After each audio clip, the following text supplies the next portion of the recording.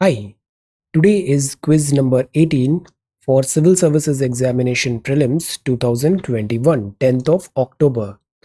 Let us begin. First section है polity का। Polity का पहला सवाल है ट्रिब्यूनल का। ये न्यूज़ बहुत ज़्यादा इंपॉर्टेंट है। ट्रिब्यूनल पिछले कुछ टाइम से बहुत ज़्यादा सुप्रीम कोर्ट और गवर्नमेंट के बीच में टसल चल रहा है about this appointment in tribunal. Consider the following statements about Central Administrative Tribunal. ये एक कॉन्स्टिट्यूशनल बॉडी है। The proceedings of CAT are not judicial in nature. An appeal from decision of CAT lies directly to the supreme court of India. तो you have to tell इन तीनों में से कौन से स्टेटमेंट्स करेक्ट है। जो फर्स्ट स्टेटमेंट है कि it is a constitutional body, तो हमें पता है एक होता है आर्टिकल 323A और दूसरा है 323B। 323A में मेंशन है अबाउट कैट और 323B में अदर ट्रिब्यूनल्स है। So this is the first statement. But CAT जो है ना वो कॉन्स्टिट्यूशनल बॉडी नहीं है। कैट ऑल्दो 323A में मेंशन है बट ये बनी है under one legislation tribunal act of 1985।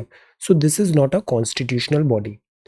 जो प्रोसीडिंग्स हैं कैट की वो जुडिशियल इन नेचर होती हैं। So this is again wrong.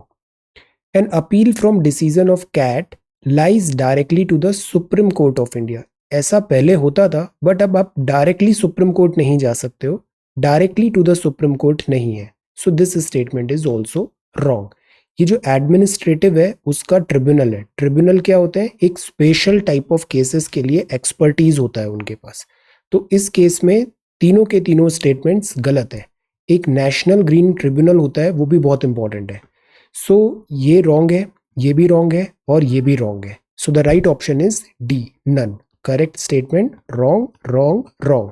Alright, so this is question number 1। Now question number 2। Who among the following administers the oath of office as well as the oath of secrecy? जब भी जैसे चुनाव हुआ, चुनाव होने के बाद वो सांसद वगैरह बने, फिर जब वो एग्जीक्यूटिव बनते हैं, सरकार में जाते हैं, किसी पोस्ट पे बैठते हैं, तो उन्हें ओथ ऑफ ऑफिस लेना पड़ता है जिस ऑफिस को वो रिप्रेजेंट कर रहे हैं। और कुछ जगह ओथ ऑफ सीक्रेसी भी होता है। तो यू हैव टू टेल ये दोनों किधर फिट हो रहा है। प्राइम मिनिस्टर, कॉम, प्रेसिडेंट, वाइस प्रेसिडेंट। सी, ये जो ऑप्शन है ना इसको अपन लॉजिक से भी देख सकते हैं। प्राइम मिनिस्टर और कॉम। प्राइम क्या होता है? प्राइम मिनिस्टर एक मिनिस्टर है जो फर्स्ट मिनिस्टर है वो। तो जो ओथ प्राइम मिनिस्टर की होगी वो कॉम की भी होगी। तो 1 and 2 साथ में होना चाहिए। यहाँ 1 and 2 साथ में नहीं है। So the right option is this. Because who is prime minister? Prime minister is prime among ministers. तो जो मिनिस्टर्स की ओथ एंड एवरीथिंग है वो प्राइम मिनिस्टर का भी होगा। सो 1 and 2 इनको ओथ ऑफ सीक्रेसी भी लेना पड़ता है कि जिस एग्जीक्यूटिव पोस्ट पे है उसकी सीक्रेसी इनको लेना पड़ता है। But president and vice president का सेपरेट ओथ है। एज सच वहां पे ओथ ऑफ सीक्रेसी नहीं है। So the right option here is 1 and 2 only. Okay, next. Which of the following statements about the office of whip is are correct? ये भी काफी news में है। Office of whip, Office of Whip has been specified under the Lok Sabha rules. लोक सभा rules में ये specify है। Only the ruling party has an office of whip. Whip क्या होता है? हिंदी में इसको अगर आप पढ़ोगे ना तो इसको चाबुक बोलते हैं। चाबुक मतलब अगर पार्टी मेंबर्स को इन लाइन रखना है तो whip आ जाता है, उनको डिसिप्लिन रखता है। तो दिस इज whip। अब ये स्पेसिफाइड है under the Lok Sabha rules, but whip तो राज्यसभा में भी होता है। तो why only Lok Sabha? So this statement is wrong. Only the ruling party has an office of whip. अब मेंबर तो मेंबर है, ऑपोजिशन पार्टी को भी अपने जो भी एमपी एमएलए है उनको लाइन पे रखना पड़ेगा, डिसिप्लिन रखना पड़ेगा। तो वाई ओनली रूलिंग पार्टी? तो ये स्टेटमेंट भी रॉन्ग है। सो ये दोनों के दोनों यहाँ पर रॉन्ग है। दोनों स्टेटमेंट्स रॉन्ग है। This is wrong, this is also wrong. So the right option is D. Okay, fourth question. Consider the following statements. ये बात है चीफ इंफॉर्मेशन कमिश्नर के बारे में।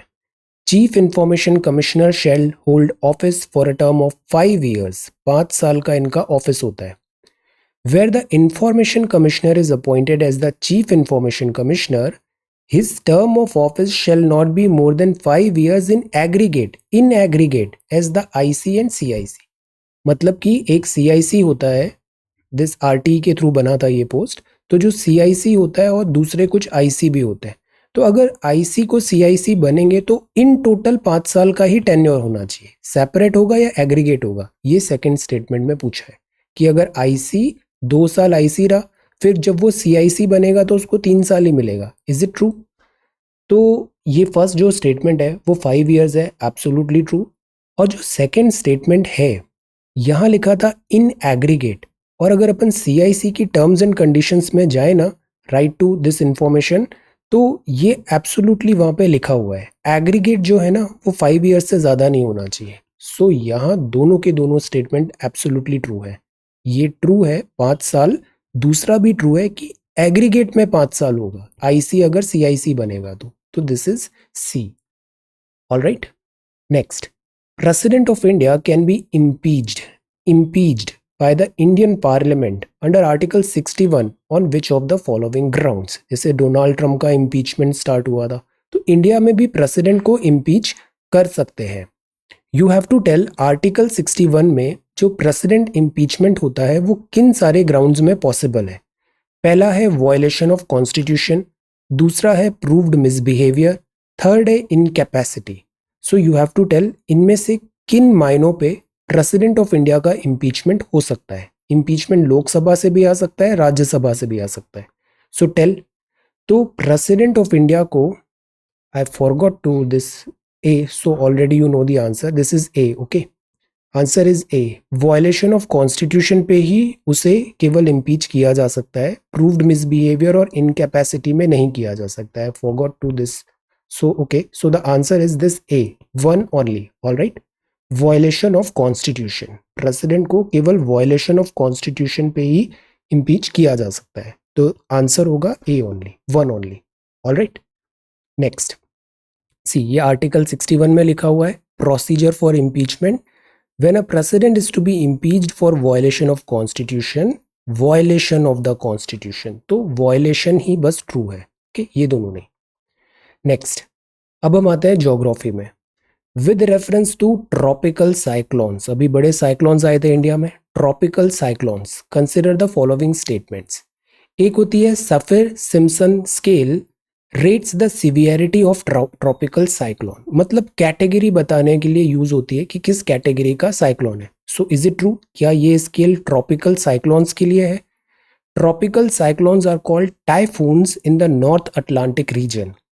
दे rotate clockwise in the northern hemisphere, तो direction Coriolis force ये clockwise है northern hemisphere में. So you have to tell इनमें करेक्ट स्टेटमेंट क्या है. तो जो पहला स्टेटमेंट है ये एक स्केल है, जैसे कुछ दिन पहले हमने रिक्टर स्केल देखा था अर्थक्वेक के लिए, तो ये जो स्केल है ये सिवियरिटी ऑफ ट्रॉपिकल साइक्लोन्स के लिए. Absolutely true. ये जो साइक्लोन्स होते हैं क्या वो क्लॉकवाइज है नॉर्दर्न हेमिस्फेयर में? नो. नॉर्दर्न हेमिस्फेयर में ये एंटी क्लॉकवाइज है और सदर्न हेमिस्फेयर में ये क्लॉकवाइज है ट्रॉपिकल साइक्लोन, और extra tropical cyclone northern hemisphere में क्लॉकवाइज है, सदर्न हेमिस्फेयर में एंटी क्लॉकवाइज है, just opposite. So this is third statement. तो ये स्टेटमेंट तो गलत हो गया. 3 is gone, 3 is gone, 3 is gone. So the right option here is A, one only. या आप थोड़ा लॉजिक भी लगा सकते हो, जैसे ये जो टाइफून्स वगैरह है ना, हरिकेन टाइफून्स वगैरह, ये है तो ट्रॉपिकल साइक्लोन्स ही, बट अलग अलग जगह इनके थोड़ा डिफरेंस है, नेम डिफरेंस है. अब ये टाइफू है, ये तो नाम से ही कुंफू लग रहा है, तो ये नॉर्थ अटलांटिक में कैसे होगा? नहीं होगा. नॉर्थ अटलांटिक में ये नहीं होता, वहाँ हरिकेन वगैरह होता है. तो टाइफून बेसिकली दिस इधर जापान फिलीपींस ऊपर इस साइड पे होता है टाइफून्स. सो ये गलत है, तो 2 यहाँ नहीं होगा, यहाँ नहीं होगा. तो you can eliminate. So you have to think every direction, कुछ भी करके आंसर लाना है हमें, ये अप्रोच होनी चाहिए. ये स्केल होती है ऐसी सफिर सिम्पसन स्केल की कैटेगरी किस विंड स्पीड के हिसाब से साइक्लोन कितनी सीवियरिटी का है. ऑलराइट, अब ये सवाल है दामोदर रिवर का. Damodar river, consider the following statements. पहला, Damodar river rises in the Palamau hills of Chota Nagpur plateau in the state of Jharkhand. तो क्या ये सही है? झारखंड से है, पलामाऊ हिल्स में है, छोटा नागपुर प्लेटू में है. It passes through Bihar, Jharkhand and West Bengal. तो इन राज्यों में ये पास हो रही है। बराक और Konar are tributaries of the Damodar river. So you have to tell इनमें से करेक्ट ऑप्शन क्या है। पहला जो ऑप्शन है वो है Damodar river rises in the Palamu hills. तो this statement is absolutely true. Damodar Palamu hill से राइज होती है, छोटा नागपुर प्लेटू, और वो झारखंड स्टेट पे जाएगी। सेकेंड जो स्टेटमेंट है वो है बिहार। तो बिहार नहीं आएगा, ये केवल झारखंड और वेस्ट बंगाल से फ्लो करती है। So this statement is true. ये रॉन्ग हो गया, मतलब बिहार है तो ये गलत हो गया। Barak and Konar are tributaries of the Damodar river. Barak and Konar, तो कोनार रिवर तो ट्रिब्यूटरी है, बट जो दूसरी ट्रिब्यूटरी है वो है बराकर, ना कि बराक। बराक रिवर तो नॉर्थ ईस्ट की है, तो ये स्टेटमेंट गलत हो गया। So the right option here is B. B मतलब वन ओनली। ये ट्रू है, ये गलत है बिकॉज बिहार नहीं होगा। ये भी गलत है because this is Barak, Barakar tributary है, बराक नहीं। तो ये भी गलत, ये भी गलत। Right option is B. All right, now this is number 8। Dampier Hodges line is related to which of the following? Bay of Cambay, Palk strait, Andaman and Nicobar islands, Sundarban. तो ये जो लाइन है ये क्या बताती है? एक्चुअली ये जो है ना सुंदरबंस है, सुंदरबंस डेल्टाइक रीजन है, गंगा ब्रह्मपुत्रा, इसके जो नॉर्थवर्ड जो एक्सटेंट है उसके लिए ये लाइन टर्म यूज होता है, Dampier Hodges line. So the right option here is D. This is for Sundarbans. Sundarbans 24 Pargana, यहाँ पर यहाँ तक ये लाइन आती है, north 24 Pargana, this is this line. तो ये वर्ड यूज होता है सुंदरबंस के लिए, सुंदरबंस मैनग्रोव्स। नंबर 9 है with reference to the cyclones consider the following statements. Cyclones के हिसाब से ये सारे स्टेटमेंट्स बताइए। Cyclones are the formation of a very low pressure system with very high speed revolving around it. मतलब लो प्रेशर सिस्टम है और इसके चारों तरफ विंड ऐसे रिवॉल्व हो रही है। Is it true? Cyclones gain their energy from the heat and moisture generated from warm ocean surfaces। मतलब सी सरफेस टेम्परेचर ज़्यादा होना चाहिए, सी सरफेस टेम्परेचर ज़्यादा होना चाहिए, तो उससे वो एनर्जी गेन करते हैं। Arabian sea has higher sea surface temperature compare to the bay of Bengal and this Arabian sea experiences more number of cyclones compare to bay of Bengal. तो यहाँ सही क्या होगा? देखिए, कुछ ही दिन पहले हमने have a look at newspaper notes, उसमें साइक्लोजेनेसिस का हमने कई बार पढ़ा है कि क्या क्या फैक्टर्स इंपॉर्टेंट होते हैं साइक्लोजेनेसिस में। तो लो प्रेशर सिस्टम होना चाहिए, उसी के अराउंड साइक्लोन बनेगा। This is true. Cyclone energy gain करते हैं heat, moisture, warm ocean surface से, लेटेंट हीट वगैरह भी है। तभी जैसे ही इनका लैंडफॉल होता है ये वीक होने लग जाते हैं, लैंडफॉल होते ही वीक हो जाते हैं। ये भी ट्रू है, ये भी ट्रू है, बट यहाँ जो लिखा है वो ये लिखा है कि अरेबियन सी में सी सरफेस टेम्परेचर ज़्यादा है तो ज़्यादा cyclone. No, actually it's bay of Bengal, और that is why bay of Bengal में सरफेस टेम्परेचर भी ज़्यादा है। इसकी जोग्राफी भी ऐसी है कि यहाँ साइक्लोन्स ज़्यादा आते हैं और वो इस तरफ मूव करते हैं, तो इंडिया के इस ईस्टर्न कोस्ट पे ज़्यादा साइक्लोन्स आते हैं। सो ऑप्शन यहाँ पे जो करेक्ट होगा वो होगा बी। बी केवल ये, वाई नॉट करेक्ट। ये सही है, ये सही है, ये नॉट करेक्ट है और पूछा नॉट करेक्ट है। So option is B, 3 only. Okay, number 10। Which of the following statements regarding laterite soil of India are correct? Laterite soil है, टाइप ऑफ सॉइल्स हैं अलूवियल, ब्लैक, लेटराइट एटसेट्रा। तो laterite soil की characteristic से आपको बताना है। They are generally red, तो क्या ये रेड होती है? They are rich in nitrogen and potash, is it true? They are well developed in Rajasthan and UP, is it true? Tapioca and cashew nuts grow well on these soils, is it true? So you have to tell इनमें से correct क्या है। C, laterite soil. ये जो सवाल है ना actually 2013 prelims में आया था। अब 2013 प्रीलिम्स जब मैंने एग्जाम लिखा था, मुझे ऑब्वियसली इतनी सारी चीज़ें तो आती नहीं थी, तो मेरे को बस ये पता था लैटराइट सॉइल मतलब बहुत बारिश होती है वहाँ पे, लीचिंग से बनती है लैटराइट सॉइल। तो ये well developed Rajasthan and UP में तो नहीं होगी। So this is wrong. तो 3 is wrong, 3 is wrong, 3 is wrong. So the right option is C. केवल इस एक के दम पे आई मार्क्ड इट सी और वो करेक्ट भी हो गया। तो GS2 सी सेट मेरा काफ़ी अच्छा था, प्रीलिम्स डिफिकल्ट नहीं होना था, बट मेरे जीएस 1 में भी बहुत अच्छे नंबर आए थे। क्यों? प्रेजेंस ऑफ माइंड रखो और आंसर की तरफ कोशिश करो, ऐसे नहीं तो वैसे कुछ भी करके आंसर की तरफ वी हैव टू थिंक, टिकड़म लगाना है, प्रेजेंस ऑफ माइंड। ये चीज ना रियल एग्जाम में बहुत हेल्प करती है, and this is the primary reason हम ये सेशंस कर रहे हैं 25 MCQ in 30 minutes for 30 days straight. Okay, so presence of mind, mindset and confidence, ये बहुत जरूरी है। So the right option here is C, 1 and 4। Generally red है, tapioca and cashew nuts grow well on these soils. बाकी आपको map वगैरह भी पता होना चाहिए कहाँ सॉइल है, इसका भी एक पीडीएफ है, आज मैं उसको शेयर कर दूंगा। Okay, so these are soil, laterite soil. अब बात करते हैं हिस्ट्री की। चंपानेर पावागढ़ आर्कियोलॉजिकल पार्क है, दार्जिलिंग हिमालयन रेलवे है, ये कल्चरल वर्ल्ड हेरिटेज साइट्स है। Is it true? Champaner Pavagadh archaeological park और दार्जिलिंग की Himalayan railways cultural world heritage sites है। वर्ल्ड हेरिटेज साइट का भी यहाँ कैटेगरी पूछा है। Kanchenjunga national park is only mixed category world heritage site in India. तो कंचनजुंगा जो है ना वो मिक्स्ड कैटेगरी का है। Is it true? तो अगेन आपको बताना क्या है, करेक्ट क्या होगा। तो सी, जो यहाँ पर करेक्ट ऑप्शन है वो दोनों है, बिकॉज चंपानेर पावागढ़ है कल्चरल और कंचनजुंगा मिक्स्ड कैटेगरी में है, नेचुरल कल्चरल दोनों में है ये Kanchenjunga national park, and it is only one of its kind. So the right option is C, both 1 and 2। Okay, next ये बताइए, which one of the following is not a feature of the government of India act 1935। Not लिखा है यहाँ पे, not, encircle it, गलती कभी नहीं होगी। जब भी नॉट दिख रहा है, इनकरेक्ट दिख रहा है, encircle. An all India federation, provincial autonomy, diarchy at the center as well as in the provinces, bicameral legislature। तो एक ऑल इंडिया फेडरेशन का प्रपोज्ड था, ऑल्दो वो फुल्ली रियलाइज्ड होगा नहीं 1935 के एक्ट में, बिकॉज हमने एक्ट्स देखे शुरू के जो 1853 तक था वहां तक सेंट्रलाइजिंग टेंडेंसी थी, फिर 1857 रिवोल्ट होता है तो डिसेंट्रलाइजिंग टेंडेंसी आएगी फेडरेशन टाइप, और उसका पीक आएगा 1935 में। प्रोविंशियल ऑटोनॉमी की भी बात है, तो ये ट्रू हो गया, ये भी ट्रू हो गया।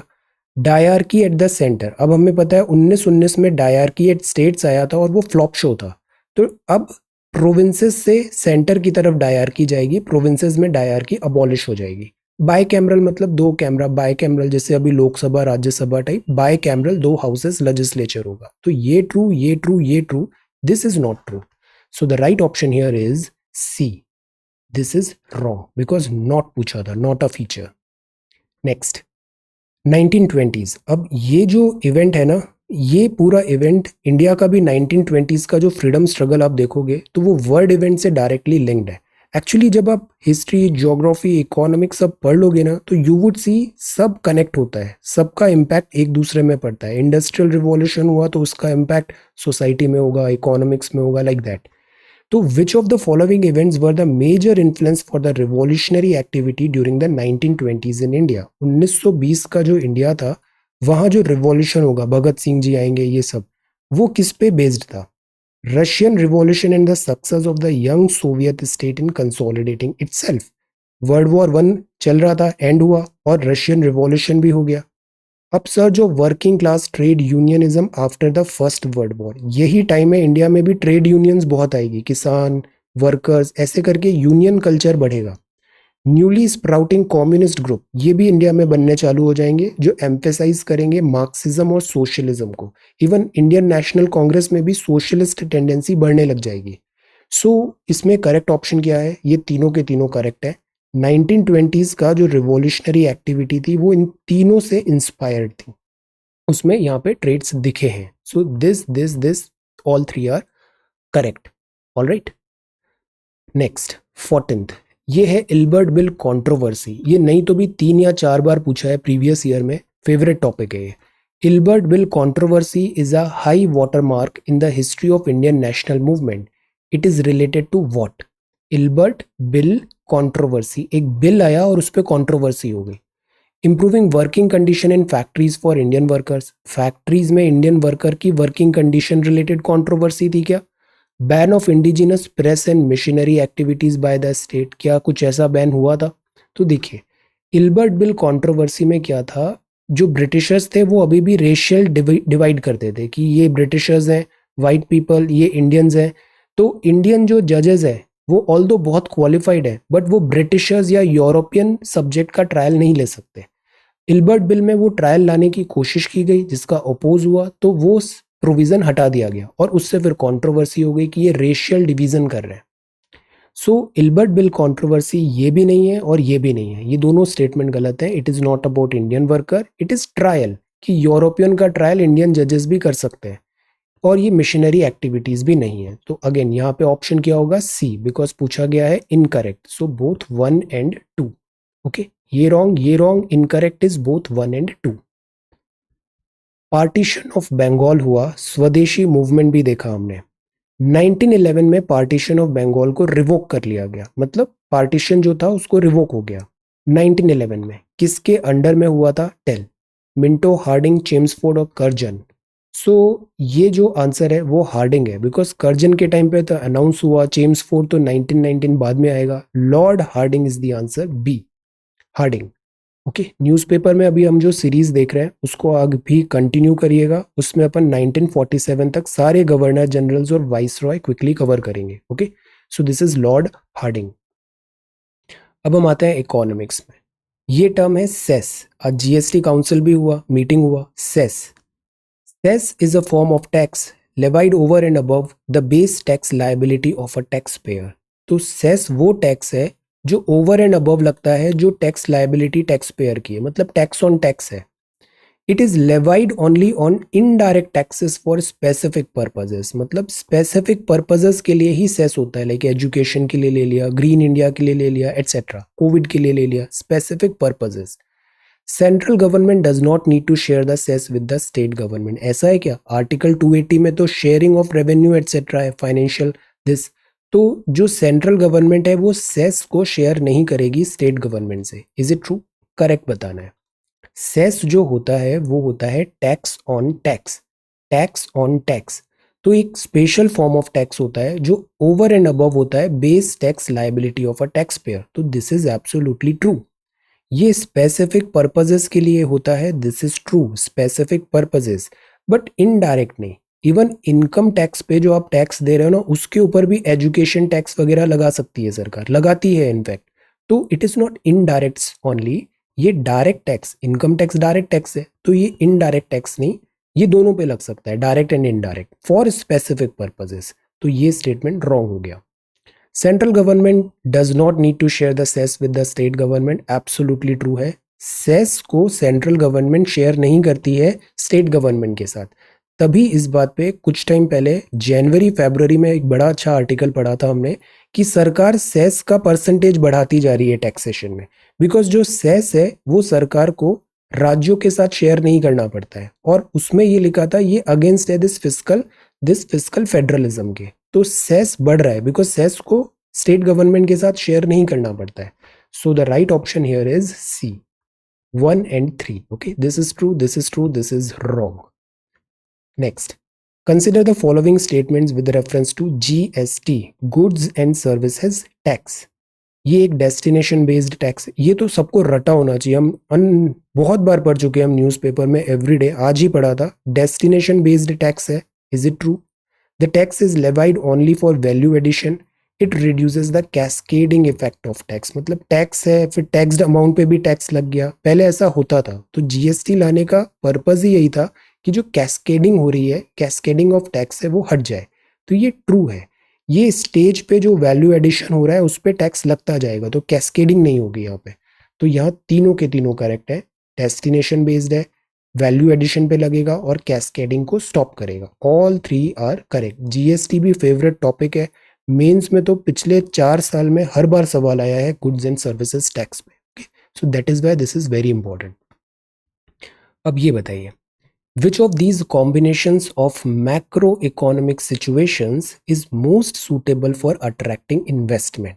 हम इन्वेस्टमेंट लाना चाहते हैं, ऑल्दो इसके लिए ease of doing business report भी है जिसको अभी वर्ल्ड बैंक ने स्टॉप कर दिया है बिकॉज डेटा फजिंग हो रही थी वहाँ पे। तो मैक्रो इकोनॉमिक सिचुएशन में सबसे सूटेबल जगह कौन सी होगी जहाँ पे आप इन्वेस्टमेंट करोगे? लो एंड स्टेबल इन्फ्लेशन हो, जीडीपी ग्रोथ हो, लो करंट अकाउंट हो, लो फिस्कल डेफिसिट हो। तो इस टाइप के जो सवाल आते हैं ना, उसमें ऐसे 3-4 पैरामीटर दे देते हैं और उनका परम्यूटेशन कॉम्बिनेशन होता है। एक है इन्फ्लेशन, दूसरा GDP, current account, fiscal deficit, इनका कॉम्बिनेशन बताना है। तो इसको अटेम्प्ट जल्दी करने का तरीका क्या होता है, पहले कोई एक पैरामीटर चूज कर लो, उस पैरामीटर के हिसाब से एलिमिनेट कर लो ताकि आपका टाइम बचेगा। तो हमने पहले इन्फ्लेशन चूज कर लिया। जहाँ लो एंड स्टेबल इन्फ्लेशन है, अच्छी बात है, लो एंड स्टेबल अच्छी बात है। हाई एंड वोलेटाइल, नो, ये हटाओ ये हटाओ। अब आपको केवल दो ऑप्शन पे ही डील करना है। हाई जीडीपी ग्रोथ है, लो जीडीपी ग्रोथ है, तो जहां जीडीपी ग्रोथ ज्यादा है हम उधर प्रेफर करेंगे ना, बजाय लो जीडीपी ग्रोथ में। तो ये ऑप्शन भी गया, सी टाइम सेव हो गया। ऐसे हर ये जो ट्रिक्स है ना, ये काम करती है। आपको एलिमिनेशन होता है, जितना ज्यादा एलिमिनेट करोगे उतना ही आप एक्यूरेसी बढ़ जाएगी, सही आंसर की तरफ जाओगे। You don't know about the concept of current account deficit, fiscal deficit, still you are able to solve such type of questions. So presence of mind and don't give up. Try to find the answer. So this is the answer. High GDP, low current account deficit है, अच्छी बात है। Export import, physical deficit भी कम है, मतलब ज्यादा उधार नहीं है उस इकोनॉमी में, तो दिस इज ऑल्सो गुड। ये भी अच्छा है, ये बता रहा है कि करेंसी स्ट्रांग है, एक्सपोर्ट ज्यादा कर रहे हैं, जीडीपी भी अच्छा कर रही है, लो स्टेबल इन्फ्लेशन है। So the right option is A. Okay, the major trades of recession are, जिसे 2 क्वार्टर में डिक्रीज हो रहा है तो वो रेसेशन, टेक्निकल रेसेशन इंडिया के लिए भी बोला गया था। तो रेसेशन के ट्रेड्स क्या है, there is a general fall in demand, inflation remains lower, employment rate fall. तो रेसेशन आता है तो नौकरियां चली जाती है, तो एम्प्लॉयमेंट रेट तो फॉल होगा ही होगा, तो थर्ड तो होना ही है। ओके, बट इससे ज्यादा फायदा नहीं हुआ, एक ही स्टेटमेंट गलत, एक ही कोड गलत हुआ। जनरल फॉल इन डिमांड, अब नौकरी जाएगी तो डिमांड भी कम होगा, है ना, तो डिमांड का जनरल फॉल होगा, लोग खरीद नहीं पाएंगे बिकॉज पैसे ही नहीं है, तो जनरल फॉल इन डिमांड भी होगा। तो 1 and 2 has to be there. अब इससे एक ऑप्शन और चला गया। Okay, this gone, this gone. अब हमें 2 के बेसिस पे डिसाइड करना है। इन्फ्लेशन रिमेन्स लोअर, नो, ऐसा इन्फ्लेशन अगर कम है तो रेसेशन जो है वो होगा, इन्फ्लेशन रिमेन्स लोअर। बट अगर इन्फ्लेशन भी ज़्यादा है और एम्प्लॉयमेंट भी रेट कम है तो वो स्टैगफ्लेशन हो जाएगा। इन्फ्लेशन अगर कम है, this is a trait of recession, inflation कम है मतलब इकोनॉमिक एक्टिविटी नहीं हो रही। इसीलिए तो इन्फ्लेशन जो है वो आरबीआई किस किस ब्रैकेट में रखती है, 4 ± 2। बहुत ज़्यादा कम इन्फ्लेशन हो जाएगा तो वो भी गलत है, बहुत हाई इन्फ्लेशन होगा तो भी गलत है। Inflation remains lower, employment rate falls, general fall in demand, ये तीनों के तीनों रेसेशन के ट्रेड्स हो सकते हैं। जनरल फॉल डिमांड है, इन्फ्लेशन भी कम है, एम्प्लॉयमेंट रेट भी फॉल हुआ है। Okay, then consider the following statements regarding devaluation of a currency. Devaluation, appreciate depreciate नहीं हो रहा है, डीवैल्यू हो रहा है, मतलब सरकार खुद ही उसकी करेंसी की वैल्यूएशन कम कर रही है। जैसे इंडिया में भी डीवैल्यूएशन एक बार 2-3 बार हुआ है, डीवैल्यूएशन, रुपी को हमने कम कर दिया। जैसे आज 75 रुपये का $1 है, हम बोल देते हैं 100 रुपये का $1 हो गया, तो ये डीवैल्यूएशन हो गया। डीवैल्यूएशन ऑफ अ करेंसी में promote export, price of countries products in the international market में fall due to devaluation. Devaluation of a currency can lower the country's current account deficit. Correct statement बताना है। अब devaluation से क्या होगा, export competitive हो जाएगा, एक्सपोर्ट कॉम्पिटिटिव। तो devaluation of currency, because India का माल सस्ता पड़ेगा तो बाहर का मार्केट इंडिया से खरीदना चाहेगा, तो एक्सपोर्ट, हमारा एक्सपोर्ट कॉम्पिटिटिव हो जाता है। तो डीवैल्यूएशन ऑफ अ करेंसी में लिखा है वैसे भी, तो this has to be true. Price of country's product in the international market में फॉल ड्यू टू डीवैल्यूएशन, तो इससे फायदा होगा, लोग हमसे खरीदेंगे, this is true. Devaluation of a currency can lower the country's current account deficit, अगर export ज्यादा हो रहा है तो करंट अकाउंट डेफिसिट कम होगा, तो दिस इज ऑल्सो ट्रू। ये भी ट्रू है, ये भी ट्रू है, ये भी ट्रू है। सीएडी मतलब एक्सपोर्ट ज्यादा हो रहा है बिकॉज कॉम्पिटिटिव हो गई करेंसी हमारी। तो कई बार जो कंट्रीज है ना वो मैनुपुलेट करती है अपनी करेंसी को, चाइना डीवैल्यू कर देता है तो चाइना का एक्सपोर्ट बड़ा कॉम्पिटिटिव हो जाता है, और इस बात पे यूएस फिर एक्शन लेता है। So D 1, 2, 3। So this completes economics. Now let us come to current affairs. Which of the following schemes promote institutional delivery, government इस पे बहुत एम्फेसाइज कर रही है, इंस्टीट्यूशनल डिलीवरी। जननी सुरक्षा योजना, नेशनल क्रीश स्कीम, लक्ष्य प्रोग्राम। तो ये जो क्रीश है ना, ये बच्चों के लिए, ये इंस्टीट्यूशनल डिलीवरी के लिए नहीं है, तो ये गलत हो गया। जननी सुरक्षा योजना और लक्ष्य प्रोग्राम है इंस्टीट्यूशनल डिलीवरी के लिए। So the correct option here is C 1 and 3। ये बाद में है, जैसे एम्प्लॉयमेंट वगैरह विमेन कर रही है तो वहां पे क्रीश फैसिलिटी होना चाहिए। This is for kids, creche facility. ये है इंस्टीट्यूशनल के लिए और ये इंस्टीट्यूशनल के लिए, करेक्ट बताना था। ओके, ये सवाल भी इंपॉर्टेंट है। With reference to globally important agriculture heritage system consider the following system statements. ये कुछ स्पेसिफिक टाइप ऑफ एग्रीकल्चर के तरीके हैं, एंशियंट है, कल्चरल उसकी वैल्यू है, ट्रेडिशनल वैल्यू है। It is a programmed of food and agriculture organisation of the UN. India में 3 रिकॉग्नाइज दीज साइट्स हैं, 3 रिकॉग्नाइज्ड हेरिटेज साइट्स है ऑफ एग्रीकल्चर। आपको बताना है करेक्ट क्या है। तो पहला जो स्टेटमेंट है ये भी हमने न्यूज़पेपर में काफ़ी डिटेल में देखा है और आपने आंसर राइटिंग भी किया है इस पर। तो FAO का प्रोग्राम है United Nations, absolutely true. India में 3 रिकॉग्नाइज्ड साइट्स हैं, ये भी एब्सोल्युटली ट्रू है। So the right option here is C, both 1 and 2। अब ये 3 साइट्स कौन सी है? ये 3 साइट्स हैं Kuttanad below sea level farming system of Kerala, Koraput का ट्रेडिशनल एग्रीकल्चर ओडिशा का, और पैम्पोर में जो सैफ्रॉन हेरिटेज होता है कश्मीर का।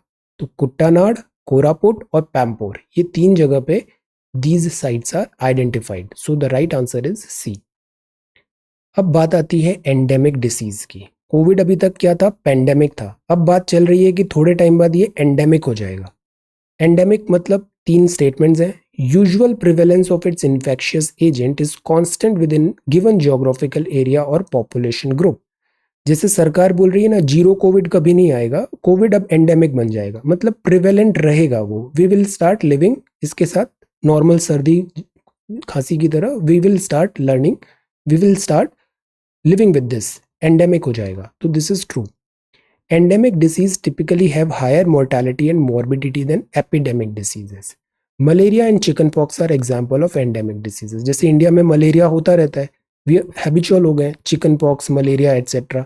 सो ये जो है ना, ये एंडेमिक बन गया है। मलेरिया, चिकन पॉक्स एंडेमिक हो गया है, ये भी एंडेमिक हो गया है। बट एंडेमिक का मतलब लोअर मोर्टेलिटी एंड मॉर्बिडिटी होती है बजाय हायर, लोअर मॉर्बिडिटी। जैसे मलेरिया, चिकन पॉक्स में लोअर मोर्टेलिटी एंड मॉर्बिडिटी है। तो सेकंड स्टेटमेंट रॉन्ग है। राइट जो है वो केवल 1 और 3 है, ये गलत है, 1 एंड 3। ओके, नेक्स्ट 24 है। Consider the following statements with reference to Malaysia. Malaysia के रेफरेंस में बताना है आपको। It is a part of Sunda island. क्या ये सुंडा आइलैंड का पार्ट है? मलक्का स्ट्रेट सेपरेट करती है मलय पेनिनसुला को जावा आइलैंड से। It shares a boundary, land boundary with Myanmar and Thailand. तो मलेशिया म्यांमार और थाईलैंड से लैंड बाउंड्री शेयर करता है। So you have to tell correct statement क्या है। ओके, तो यहाँ करेक्ट स्टेटमेंट क्या होगा? सी।